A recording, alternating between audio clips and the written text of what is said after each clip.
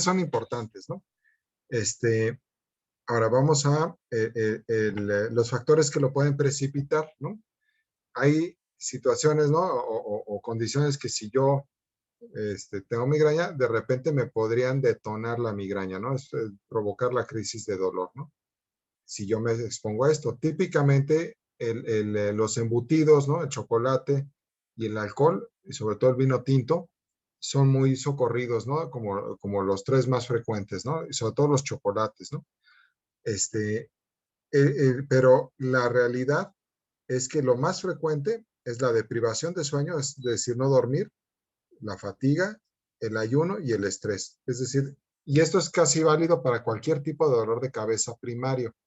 Van a tener muchos más eventos de dolor cualquier paciente, ya sea tensional, en racimos, etcétera, o migraña, si no duerme bien, si no está bien hidratado y si no hace sus alimentos en forma regular, ¿no?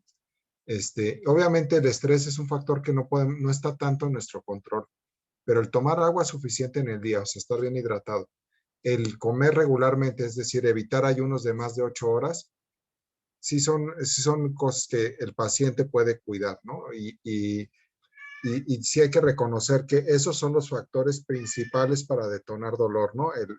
La deprivación de sueño, es decir, hay que mejorar la calidad de sueño. Si el paciente no puede hacerlo por su cuenta, pues hay que ayudarle, ¿no? Darle algo para que sí descanse, sí duerma, regularizar el sueño, ¿no?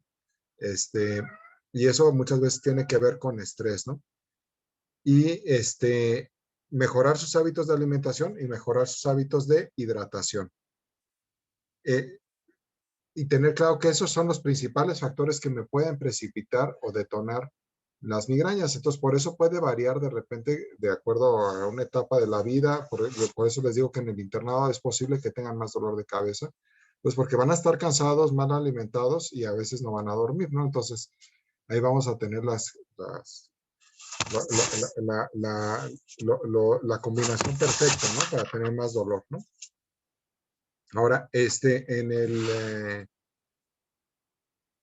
el caso de que queramos investigar un poco esto, yo le tengo que explicar al paciente que hay condiciones que pueden detonar el dolor, ¿no? Y entre ellas hay varios alimentos o varias actividades, ¿no? Generalmente el consumo de alcohol o podría ser la actividad sexual, ¿no? Que sería una tristeza, pero pues ni modo, ¿no? La actividad física, el ciclo menstrual, ¿no? Hay una forma de, de,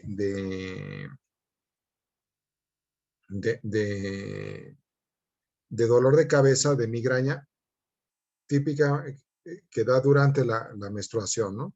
Entonces, si tenemos ese tipo de patrón de que cada vez que va a haber el ciclo menstrual, unos días antes, unos días después o durante el ciclo menstrual, tiene la migraña y la paciente ya lo sabe, ¿no? Que va a ser en ese patrón, a lo mejor tenemos una migraña de este tipo, ¿no? Y dentro de los alimentos, les digo, los más socorridos es el chocolate, el vino y los quesos. El chocolate sí es uno muy común para cualquier persona con migraña, ¿no? Es decir, que en general el consumo de chocolate sí los va a llevar a tener dolor de cabeza en la mayoría de los migrañosos. El consumo de alimentos en general me puede dar la migraña cuando lo estoy consumiendo, horas después o hasta 1 o 2 días después, ¿sí? Entonces sí es importante saber si el paciente estuvo expuesto a tal o cual alimento previamente, pero les digo hasta 1 o 2 días, ¿no? O sea, comió chocolates el domingo, le dolió el martes, ¿no? Entonces, puede tener causa-efecto, ¿no? Pero no necesariamente en forma inmediata. A veces sí, es variable de un paciente a otro y también de la dosis, ¿no? No es lo mismo comer un chocolate que una caja, ¿no? El vino también tiene sustancias, ¿no? Que pueden detonar la migraña y los quesos añejos también, ¿no? Y son porque tienen sustancias vasodilatadoras, ¿no? Sustancias que, como glutamato, los nitritos, conservadores en los alimentos, ¿no? La tiramina, todo esto puede estar en los alimentos y me detona el dolor de cabeza. Embutidos, y la verdad es que están las almendras, la cáscara de las almendras principalmente, el plátano, las nueces, etcétera. Hay gran cantidad de alimentos. Es bueno que yo le diga al paciente para entender un poquito cómo es su patrón de dolor, que lleve un calendario de dolor, ¿no? O lleve una bitácora de dolor, como ustedes le quieran decir, donde él a lo largo de un mes o 2 meses, ¿no?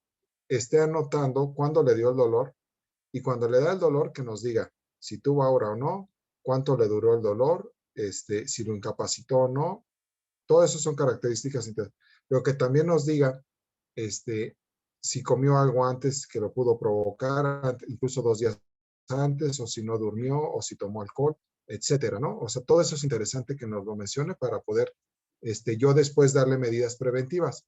Porque hay dietas para pacientes con migraña, ¿no? Hay dietas, y pues son dietas que llamamos blancas, ¿no? Porque les quitan prácticamente cualquier alimento embutido, todo lo que tenga colorante acaban comiendo alimentos prácticamente tipo arroz hervido, yogurt, pechuga de pollo, pues prácticamente una dieta de esas características. Y bueno, pues no es yo creo que no es correcto porque más bien hay que en el calendario que hacemos aclarar qué alimento es y sí quitar ese alimento, ¿no? Si el chocolate siempre es causa-efecto, pues va a haber que quitar el chocolate, ¿no? De los que tienen migraña aquí en el grupo, ¿es por chocolate? A mí me pasa con el chocolate y con las almendras y las nueces. Sí. Pero bueno, es que también creo que soy alérgica. Bueno, hay que hacer, digo, aparte si hay alergia, ¿no? Hay que hacer cuidado, pero digamos, las almendras, ¿no? Por ejemplo, podrías probar, si es que no tienes alergia, que las comas sin cáscara, ¿no? A lo mejor así no te van a dar migraña. Entonces, a veces es la cáscara, ¿no? El vino, les digo típicamente, pero en general las bebidas alcohólicas, pero el vino más, ¿no? Y bueno, los quesos añejos, desde luego, ¿no? Entonces, les digo, hacer un calendario y más bien, digo, como tu caso, ¿no? Pues quitamos esos alimentos, pero no todos, ¿no? O sea, y siempre estos factores van a ser peor si yo estoy en ayuno, sí, bien hidratado, no dormido. Acuérdense que eso es común a cualquier evento de dolor. Entonces aquí tienen, ¿no? Quesos fuertes, chocolate, ¿no? Y el paciente con el dolor, ¿no? Entonces, ¿sí les queda claro los factores que lo precipitan? Sí, doctor. Sí, Y doctor. es muy Sí, útil el doctor. calendario, ¿no? De dolor.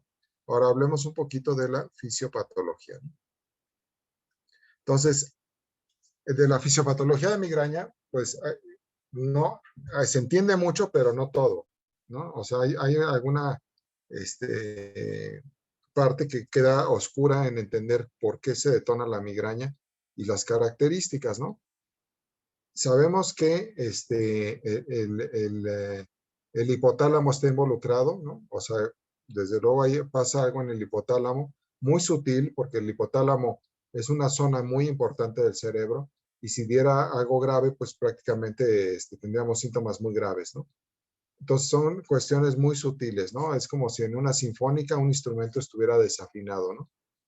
Entonces ahí empieza el problema, ¿no? El hipotálamo empieza a generar alguna molestia, ¿no? O está en algún momento disfuncionando, pero sutilmente. Y bueno, otra característica que tenemos, ¿no? O sea, cada una se supone que existe. La otra es las ondas de depresión cortical. Estas explicarían el aura y sí se han probado que existen, es decir, que los vasos cerebrales hacen un colapso, es decir, hacen vasoconstricción en alguna zona de la corteza y eso me genera que hay una oligoemia, o sea, no le llega sangre a esa zona y empiezan los síntomas de aura, ¿no? Y eso va avanzando poco a poco por la corteza, como si fueran ondas, y a medida que van avanzando esas ondas, donde empezó hay vasoconstricción, luego la siguiente onda vasoconstricción y ya en el centro hay vasodilatación, ¿no? Que sería la vasodilatación refleja. Se sabe que los vasos cerebrales van a tener una inflamación de tipo estéril, o sea, es un edema perivascular o un edema vasogénico, pero estéril. No hay infección, obviamente, ¿no? Y esto nos va a causar irritación de terminaciones nerviosas, sobre todo el trigémino, y también hay irradiaciones de estas terminaciones hacia el tallo cerebral, sobre todo el núcleo ambiguo. Por eso hay el reflejo de náusea, ¿no? Al óbex y al área postrema, ¿no? Entonces, todo esto se sabe, ¿no? Aquí pueden ustedes ver, ¿no? La región del hipotálamo, la corteza, ¿no? El ganglio trigémino, ¿no? Cómo puede todo empezar aquí y empezar a ver la manifestación, el edema perivascular estéril, ¿no? Es decir, aquí está el vaso y cómo empieza a ver este edema, y este edema nos libera citocinas, nos libera sustancia P, irrita las terminaciones del trigémino y empieza a percibirse el dolor, ¿no? Sí. Ahora, esto es la teoría de las ondas de oligoemia, ¿no? Entonces, estas ondas de oligoemia explican el aura, no explican los casos de migraña sin aura, ¿no? Pero sí explican el aura y de hecho se demostraron que existen. Cuando empiezan como una zona central y luego se va haciendo como ondas. Y así se ve en el cerebro en los estudios que se hicieron. Se ve que es una onda de disminución de flujo sanguíneo y que se extiende, estas ondas a una velocidad de 2 milímetros por minuto, ¿no? Y va a causar despolarización y los síntomas del aura. Pues hagan de cuenta que estas ondas lo trasladan aquí a la corteza, a la región occipital, y empiezan nada más de un lado. Entonces empiezan con sus síntomas visuales como una sintomatología homónima, derecha o izquierda, ¿no? Nasal y temporal de un lado o nasal y temporal del otro. Y de aquí se va extendiendo, se puede ir al área motora, primero al área sensitiva, ¿no? Por eso presenta hemiparestesias, luego al área motora, hemiparesia, y si es el área del lenguaje, afasia, ¿no? Y pudiera nada más quedarse en el occipital, o si se va extendiendo el occipital, empieza con los síntomas visuales, se sucede, o sea, sigue con síntomas sensitivos, sigue con síntomas motores y luego se quita todo en menos de 20 minutos, ¿no? Y sí, este autor lo demostró, ¿no? Moskowitz. Entonces, todo esto se conoce. Luego, ¿qué otra cosa se conoce? Que la serotonina es importante en el dolor. ¿Por qué? Porque si yo le doy un agonista de la serotonina, se les quita la migraña. Todos los medicamentos que llamamos triptanos, que usamos para la migraña, son agonistas de serotonina o 5-hidroxitriptamina, ¿no? Por eso son triptanos, 5-hidroxitriptamina. Ahora, si yo le doy un antagonista de triptanos, ¿no? Antagonista en contra, ¿no? Antagonista, que se llama reserpina, puedo detonar un ataque de migraña hasta en alguien que no tenga migraña, ¿no? Y se ha visto que durante el ataque de migraña, en las plaquetas que circulan, hay bajos niveles de serotonina. Entonces, pues hay mucha evidencia que la serotonina, si no es la causa, es buena parte, por lo menos, del evento del dolor, ¿no? Y que es un neurotransmisor, ¿no? Y bueno, recientemente, y sobre todo con la terapéutica actual, ha surgido este péptido en el panorama del dolor de cabeza en migraña y también en la cefalea vasculotrigeminal, ¿no? Que tiene relevancia, ¿no? Se llama péptido relacionado con el gen de la calcitonina. Hay muchos péptidos, ¿no? Que tienen que ver funciones con dolor como pero pues los relacionaron cuando los describieron con otros péptidos, etcétera, ¿no? Y por lo tanto, pues si uno se pone a pensar en la calcitonina, pues es una hormona que produce la tiroides, ¿no? Las células claras de la tiroides y que tiene que ver con el metabolismo del calcio, entonces uno no entiende nada, ¿no? O sea, ¿qué hace el péptido relacionado con el gen de la calcitonina? Pues así se describió, ¿no? Cuando se descubrió, pero en realidad participa en vías de dolor y parece que tiene una importancia en la despolarización de las membranas y conducción de aumentada de calcio y generar el dolor. Y además se ha encontrado anticuerpos monoclonales, ya ve que está de moda las terapias con anticuerpos monoclonales para cáncer, para osteoporosis, para muchas, incluso otras enfermedades, ¿no? Y aquí no es bueno, no se diga en artritis, ¿no? Los anticuerpos monoclonales, ¿no? Pero aquí no es la excepción, también se han diseñado anticuerpos monoclonales, ¿no? Que son todos estos, ¿no? Que no están en México todavía a la disposición, pero que parece que tienen un muy buen efecto, ¿no? Y son contra este gen, que es una proteína, ¿no? Digo, contra este péptido que relacionado con el gen de la calcitonina, eh, al darles estos anticuerpos se controlan los eventos de migraña en una forma importante, ya sin necesidad de otra terapéutica, ¿no? Entonces, esto les digo, pues recientemente, y pues de que nos va a tocar pronto, nos va a tocar. El único problema de estos anticuerpos y todo es que son carísimos, ¿no? Aquí está el gen relacionado con la calcitonina, ¿no? Y sus mecanismos sobre los canales de calcio, ¿no? Cómo los activa, ¿no? A través de AMP cíclico, ¿no?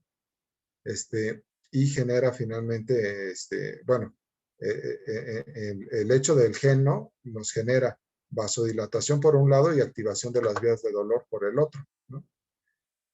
La inhibición, ¿no? El usar un anticuerpo, pues evitaría toda esta cascada de eventos, ¿no? Aquí está otra vez, ¿no? En este esquema vean cómo está el trigémino en la cara, ¿no? Que sobre todo es en la región frontal, ¿no? El dolor, porque el dolor de la migraña es en la primera rama del trigémino, no en las otras, ¿no? Y los vasos cerebrales, cómo se dilatan, ¿no? Cómo se irritan, genera el dolor, ¿no? Y aparte también los vasos epicraneales. Acuérdense que no nada más son los de intracraneales, sino también pues, los del cuero cabelludo, ¿no? Por eso luego hay alodine. Y vean cómo aquí pues hay un estímulo también del núcleo caudado, lo que nos da náusea. Los estímulos, ¿no? La luz, el olor, el sonido, la fotofobia, la fonofobia, ¿no? Que nos pueden estimular de más el trigémino y generar más dolor, ¿no?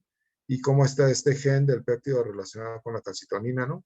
Para generar parte de la problemática, tanto la vasodilatación como la estimulación al dolor. Entonces, algún día encontraremos la forma, ¿no? De unir todo, ¿no? Entonces, desde 1938, pues habían dicho que había un espasmo vascular y luego una dilatación. Eso era como lo típico. Y ya posteriormente, ¿no? Las teorías en 1980 empezaron ya a hablar propiamente del hipotálamo, la 5-hidroxitriptamina, ¿no? Todo lo que hablamos. Moskowitz de las ondas de oligoemia, ¿no? Y ahorita, pues la hipótesis o la teoría es la que llamamos trigémino vascular, ¿no? Que se refiere a que el trigémino participa y los vasos se dilatan, ¿no? Y el trigémino conduce dolor y participa este gen y participa la serotonina, ¿no? Pues sabemos que el hipotálamo participa y en algún momento vamos a poder unir todo, ¿no? Entender por qué el hipotálamo disfunciona, por qué empieza la cascada de eventos de dolor y poder unificar todo, ¿no? Pero de momento todavía no sabemos todos estos eventos, pero no los hemos podido unir, ¿no? Es muy claro que la parte del trigémino sí es fácil de unir con la parte de los núcleos de la náusea y todo esto, por todo lo que tiene que ver la inervación del tallo cerebral, ¿no? Esa parte sí se explica, ¿no? Pero les digo, la parte que tiene que ver entre el hipotálamo, la serotonina y el trigémino, todavía no tenemos la explicación. ¿Sí les queda claro? Y aparte, las migrañas sin aura, pues no tienen las ondas de oligoemia, ¿no? Aparte. ¿Sí queda claro? Sí. Sí, doctor. Sí, creo que Es sí. interesante porque todo esto tiene relevancia terapéutica. Hay muchas variantes de migraña, ¿no? Hay migrañas tardías, que son las que empiezan después de los 40 años. Les digo, la mayoría empieza en la adolescencia. Pero hay gente que nunca tuvo migraña y le empieza a los 40 años. Entonces, si yo tengo un evento de migraña y nunca he sido migrañoso y me empieza a los 40 años, pues hay que investigar qué pasó, ¿no? Primero que nada, descartar tumores, descartar otras enfermedades vasculares, y ya sería un diagnóstico por exclusión y por un cuadro clínico típico, ¿no? Hay migrañas que dan en la arteria basilar, ¿no? Entonces, cuando dan en la arteria basilar, los síntomas son de tallo cerebral, ya lo habíamos visto. Las migrañas oftalmoplégicas que paralizan el ojo y veo doble, las retinianas, ¿no? Las migrañas transformadas o progresivas son pacientes que generalmente han abusado mucho de medicamentos y ya tienen dolor constante, ¿no? Ya no es un dolor de ataques y se me quita, ataque y se me quita, sino ya no es tan fuerte, no es tan incapacitante, sí es semicraneal, pero es diario, diario, diario. Y generalmente se debe a un abuso de medicamento, ¿no? Diario toma su medicamento, diario le duele y diario lo vuelve a tomar, ¿no? Y se vuelve un ciclo y lo que lo causa realmente es el abuso del medicamento, que es todo un problema, ¿no? Porque si se lo quito, pues le duele muchísimo y si lo sigue tomando, pues no le duele tanto, pero le duele diario, ¿no? Entonces, aquí tengo un problema. Hay una migraña que es la pura hora sin dolor de cabeza. Yo tengo un paciente así, pero es muy raro, ¿no? Y tengo las migrañas bueno, hay pacientes con migraña de inicio agudo que es que todos los síntomas del aura afasia y todo, les da en 5 minutos, menos de 5 minutos. Yo ya les dije, normalmente debe durar más de 5 minutos, ¿no? Entonces hay variantes, ¿no? Por ejemplo, la migraña basilar, ¿no? En la arteria basilar, tiene ciertas características que la hacen diferente a otras migrañas. Primero, es más frecuente un poco en hombres, más frecuente en jóvenes, ¿no? Y por lo menos va a tener el aura 2 o más características de estas, ¿no? Trastornos de hemianopsia, no luces, sino hemianopsia, ¿no? Vértigo, mareo, diplopia, o sea, muchos síntomas de oculomotores, ¿no? O vestibulares, ataxia, disartria, síntomas vestibulo-auditivos, ¿no? Vías largas, un síndrome piramidal de un lado, un síndrome sensitivo, ¿no? Cambios en el estado de alerta, ¿no? Que el paciente puede estar somnoliento en estupor o pudiera llegar a estar en coma. Incluso el electroencefalograma se puede lentificar porque es muy grave la isquemia en el territorio basilar y del tallo. Esto igual va a durar de 5 a 60 minutos si se le quita y luego viene el dolor, pero el dolor de cabeza ya no es tanto en la región frontal, sino normalmente es en la región occipital, ¿no? Entonces, sí es migraña, pero es un poco diferente. Y luego tengo algunos eventos que los llamamos equivalentes de migraña porque no corresponden a la migraña como tal, sin embargo son una forma de migraña, ¿no? Y les decimos equivalentes, ¿no? No son variantes, son equivalentes. Y tengo el vértigo paroxístico de la infancia y la hemiplegia alternante de la infancia, ¿no? Entonces, la hemiplegia alternante de la infancia es la que ya habíamos visto en la clasificación que tiene un patrón genético, ¿no? Y normalmente se caracteriza por niños que van presentando eventos de hemiplegia de un lado del cuerpo o del otro, ¿sí? Y luego se les quita, ¿no? Es decir, a veces tiene, y es típico que el papá lo lleva a consulta, y sí lo van a llegar a ver de repente, sobre todo si son pediatras, que el papá lo lleva a consulta y dice es que de repente se le paraliza el lado derecho del cuerpo y se le quita, y otro día el izquierdo, etcétera, ¿no? Y a veces hay antecedentes de familias con lo mismo. En los casos graves hay distonía, atetosis, nistagmo, y pudieran tener déficit cognitivo. Y bueno, es como otra enfermedad, ¿no? Pero por sus características está aquí. El vértigo paroxístico de la infancia es más benigno, ¿no? El paciente tiene ataques de vértigo, son breves, rápidos, ¿no? Puede o no tener migraña y generalmente ceden a medida que crece el niño. Esos serían equivalentes, ¿no? Y luego tengo las complicaciones de la migraña, ¿no? Entonces, ya vimos variantes, equivalentes y ahora complicaciones, ¿no? Las complicaciones serían el estado migrañoso, cuando yo tengo un ataque de migraña, pero ya no se quitó en 3 días. Es migraña, pero me dura más de 3 días. Yo ya hablo de que el paciente está en un estado migrañoso. Y generalmente se debe a esta cuestión de que abusaron de medicamentos, ¿no? De forma crónica. Y cuando los síntomas del aura, ¿no? Por ejemplo, una hemiparesia dura más de 3 semanas, puedo yo tener un infarto de origen migrañoso. De hecho, no es raro en las resonancias de las gentes con migraña ver lesiones desmielinizantes en la región frontal que nos hacen pensar en otras enfermedades y es por la migraña. Entonces, la migraña no es nada más el dolor, de repente sí puede dejar lesiones. Es muy raro y desde luego tengo que descartar otras enfermedades, ¿no? ¿Hasta aquí vamos bien? Sí, doctor. Sí, doctor. Y doctor, Sí, doctor. Ahora, entonces, ya vimos un cuadro clínico, ¿no? Características, estudios, la fisiopatología, ¿no? Las variantes, los distintos tipos, las complicaciones. Ahora, ¿qué van a hacer con el paciente que tiene migraña, ¿no? Entonces, yo tengo distintas medidas, ¿no? Tengo medidas generales para el paciente, medidas preventivas y el tratamiento ya sintomático, ¿no? Las medidas generales, pues son lo que yo les decía, en base al calendario, ¿no? De que yo le haga al paciente o la bitácora de dolor, pues le voy a quitar los alimentos que yo ya sé que le generan dolor. Le voy a decir que duerma bien, ojalá me haga caso, porque pues mucha gente dice que sí, pero no lo hace. Y sí hay que entender bien que 50% del tratamiento, del éxito del tratamiento está en el paciente, ¿no? O sea, yo llego como médico, yo lo diagnostico, yo le digo todo lo que tengamos que hacer, ¿no? Pero si él no cambia hábitos, no duerme mejor, no hace actividades de esparcimiento, no quita los alimentos que se lo provocan, pues es probable que mi tratamiento funcione parcialmente o no funcione, porque el paciente no está O sea, sí hay que explicarle que la mitad va a depender de él, ¿no? Y la otra cosa que hay que decirle es que la migraña es para toda la vida. Es decir, yo le voy a ayudar a controlarla, no lo vamos a curar de eso, ¿no? Y va a variar a lo largo de su vida, ¿no?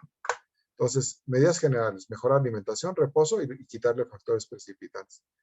Ahora, le voy a dar un tratamiento preventivo que ese no sería para quitar el dolor, sino para disminuir la frecuencia de ataques. No todos los pacientes requieren tratamiento preventivo, solamente los que van a tener ataques frecuentes, más de uno por mes, y que lo incapacitan. Si tiene un ataque cada 6 meses, pues no lo requiere, ¿no? O cada 2 meses, ¿no? Y la idea del tratamiento preventivo es, va a disminuir la frecuencia y va a disminuir la intensidad de los ataques y se va a controlar más fácil, ¿no? El evento de dolor. Ya en caso de dolor, yo tengo tratamiento sintomático, ¿no? Entonces el tratamiento es para quitar el dolor.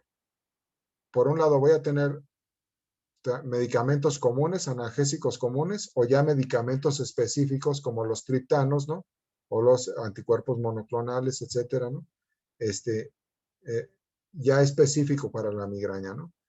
Y por otro lado, mejora condiciones generales, es decir, si tiene mucha náusea, le doy un antiemético, ¿no? Etcétera, ¿no? Si está muy deshidratado, lo hidrato, etcétera, ¿no? Entonces, por un lado, síntomas pueden ser, les digo, mareo, náusea, vómito, deshidratación, ¿sí? Exceso de consumo de analgésicos, gastritis, ¿no? Por tanto, medicamento, todo esto entra dentro de condiciones generales. Medicamentos comunes para el dolor o ya medicamentos específicos. Y eso es, el tratamiento sintomático es solo cuando tiene dolor, ¿no? En el ataque de dolor.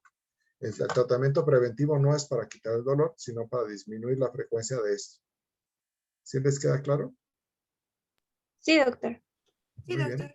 Entonces, véanlo como un manejo integral, ¿no? O sea, de nada sirve que yo le quite ese dolor ese día si va a volver a la semana con dolor, ¿no? Yo le tengo que dar una serie de medidas generales, valorar si tengo que prevenirle nuevos eventos y ya propiamente darle el tratamiento que, pues típicamente en la migraña se ha dicho abortivo del dolor, ¿no? Es mal llamado del dolor, pero es para el ataque, ¿no? De dolor. Entonces, medidas generales, ¿no? Le digo que duerma bien, 3 alimentos al día, disminuir factores de estrés, pues eso es muy difícil, ¿no? Porque pues si su trabajo lo agobia, pero pues es más agobiante no tener trabajo, ¿no? Entonces, y no es fácil cambiar de trabajo, ¿no? Entonces, pues a veces el estrés no está en nuestras manos, ¿no?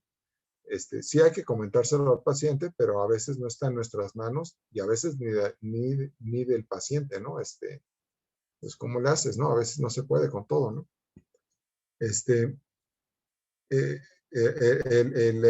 Evitar factores precipitantes, ¿no? Les digo, aquí individualicen, ¿no?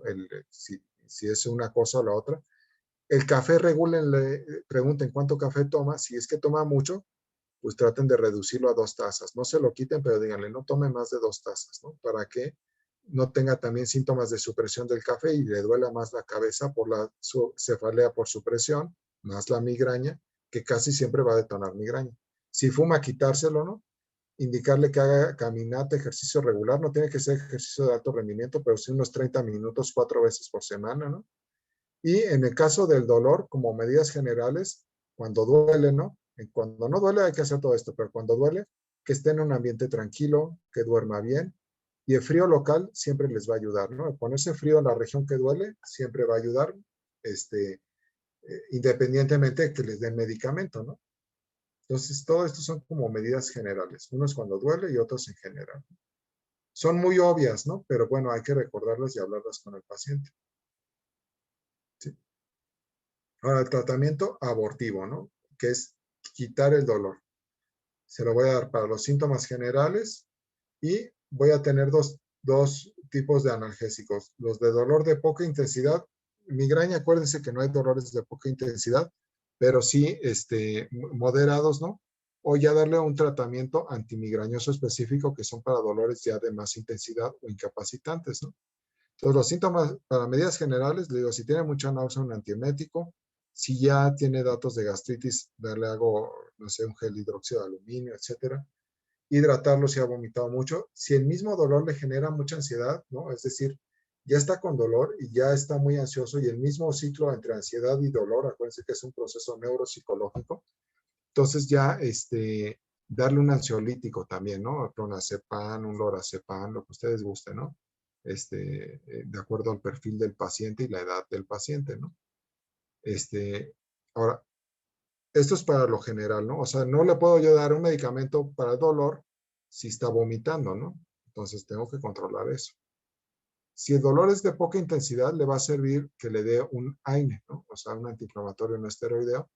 Puede ser el ketorolaco, pero el ketorolaco no el de 30 miligramos, digo, no el de 10 miligramos, sino el de 30 miligramos sublingual o inyectado. O ácido acetil salicílico, pero 1 gramo. O paracetamol, pero 1 gramo. O metamizol, pero 1 gramo, ¿no? O sea, que es una pirazolona.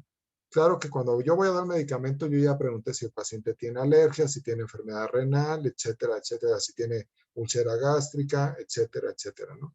O sea, yo no doy ácido acetilsalicílico 1 gramo a un paciente que ha tenido sangrado de tubo digestivo, ¿no? Ni ketorolaco, ¿no? Pero, yo digo, ya una vez que yo interrogué todo esto, y si no es alérgico a nada de esto, yo ya le puedo indicar algo así, ¿no? Si el dolor es moderado, ¿no? No tan intenso, esto va a funcionar. El ketorolaco, 30 miligramos sublingual o intramuscular. El ácido acetilsalicílico, 1 gramo, o sea, 2 aspirinas de 500. El metamizol, 1 gramo igual. O paracetamol entre 750 y 1 gramo. Dosis única y a veces se puede repetir a las 8 o 12 horas, ¿no? Obviamente, si toma cada 8 horas durante días esto, pues es terrible, ¿no? Algo estamos haciendo mal. Y ahora, si el dolor es francamente una migraña de gran intensidad, de plano le voy a dar un derivado de ergotamina o un triptano que son más nuevos, ¿no? ¿Vamos bien hasta acá? Sí, doctor. Sí, doctor. ¿Sí? Sí, doctor. Sí. Entonces, ¿cuándo debo yo dar un tratamiento para quitar el dolor? Primero que nada, lo más pronto posible, ¿no? Me va a ir mucho mejor con el paciente si yo le doy el tratamiento cuando empieza el dolor que si ya pasó un día de dolor, ¿no? Generalmente me cuesta mucho más trabajo controlar una crisis de un día que cuando está empezando el aura que se tome el medicamento, cuando le está empezando el dolor, normalmente en media hora, 1 hora ya se le quitó el dolor si le di el tratamiento específico, ¿no? Entonces, entre más pronto, mejor. De hecho, a estos pacientes hay que acostumbrarlos a que carguen la medicina con ellos en su bolsa, en su coche, en donde estén, ¿no? En su locker, que ahí lo tengan, para que en caso de dolor lo puedan tomar lo más rápido posible, ¿no? Que están en examen, que están en la escuela, que están en la guardia, ¿no? Pues ahí tenerlo a la mano, ¿no? ¿Qué no hay que hacer? Si le doy un triptano, no lo combino con ergotamina o al revés. O sea, o le doy ergotamina o le doy triptanos, pero no los dos, ¿no? Y en casos de que nada funcionó, yo puedo usar un cóctel de medicamentos y esto no lo van a encontrar en ningún libro, es de experiencia, ¿no? Y le damos un cóctel analgésico que va a estar con esta combinación. Una solución fisiológica 250 mililitros con 2 gramos de metamizol, siempre y cuando no sea alérgico, 10 miligramos de metoclopramida. La metoclopramida es un buen medicamento para el dolor de cabeza. Tiene efectos, ¿no? Tipo ergotamínico, ¿no? Y para evitar que le siga doliendo, no sobra, como ya sabemos que hay un edema estéril perivascular y el edema perivascular es muy sensible al esteroide, le puedo dar 500 miligramos de hidrocortisona.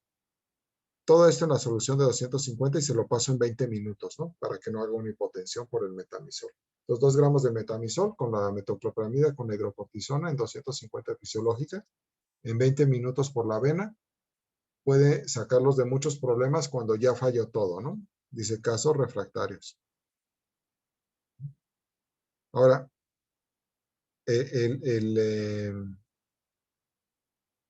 los medicamentos, ¿no?